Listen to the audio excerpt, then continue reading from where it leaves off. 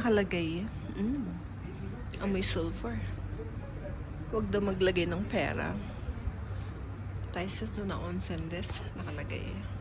Ayan. Huwag po kayong maglagay ng pera. Nakalagay. Pero, daming naglalagay ng pera. Ayun o, mga barya. Silipin natin ha. Lapit tayo ng konti. Ayan.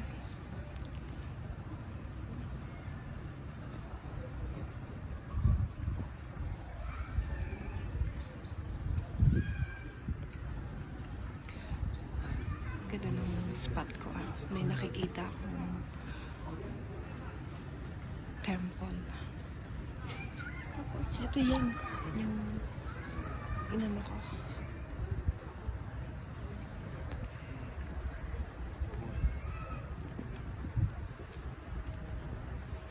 Dito yan sa public bath na to.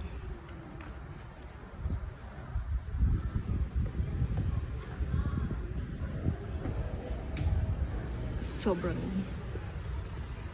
ganda.